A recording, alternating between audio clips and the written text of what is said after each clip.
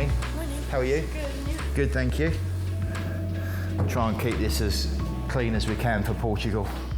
I was fortunate to play, and then kind of when I finished, I thought to myself, I want to stay in sport. So a guy that I work with, Roy Rayland, invited me to do a little bit at Spurs, which I did. And then after that, I ended up going to Saracens with him for a few years. And then the opportunity came up with Scotland national team and managed to get that. So I've been with them for kind of 6 years now.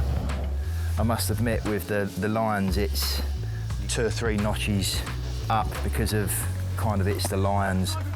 It's kind of unique because you become like, you know, their dad and they come to you and they rely on you for a lot of things, which is good. But lucky for me, I kind of know all their traits and what they need beforehand. It was interesting getting to know, obviously, the Irish boys. You know, Jack Conan, Gary Ringrose, Josh van der Fleer and that, just such good people.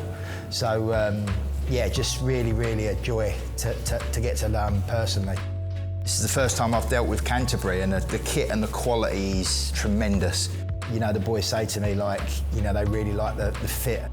We train white, green and blue. I think they like the white. The white's quite popular, but all 3 of them are good. They love the warm-up T-shirts that they've got. They seem to really like that as a bit of kit. Or I always do like a boot service as well. Henry Pollock had snapped a stud in training, so we had to re-drill that yesterday and re-stud it. You're always like a bit of a comfort blanket for the players, but I quite like that. I like to think I'm quite a approachable person, that they can ask me anything, and 95% of the time you can always get it done.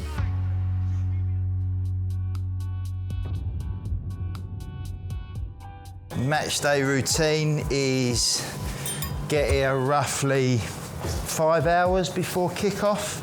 I put the towels out first, then hang the shirts up, and then you kind of start doing all the other little bits and pieces like shorts, socks, undershorts, everything. They get two shirts per player, so there's 46 shirts, obviously, a game. So there's a lot of detail that goes into it because obviously every player has got different demands, which obviously I know, so it's just a case of facilitating that on the day. Some of them don't like changing because obviously they feel that the shirt is kind of is on them. You know, Maro will change, Tyg Bird will change just because they like a fresh shirt. But like I say, the match day 23, if they all wanted to change, they could change. We've always got the shirts there. If anything does happen, you can pretty much adapt to it. Unfortunately, a player's got a little niggle, so he won't be involved. So there's a few changes, but we could also affect the bench. Whether it's 1 change or 6 changes, you just stay calm, get it done, and the lads, like you say, won't really know what's gone on. As soon as I'm aware of what the squad will be, obviously pick all the relevant jerseys with the sizes. We have all the names pre-printed ahead of the tour. Name and number laid on the jersey. 15 seconds at 150 degrees. And then a fairly quick peel. Turn it around, and then I can start putting the match detail on.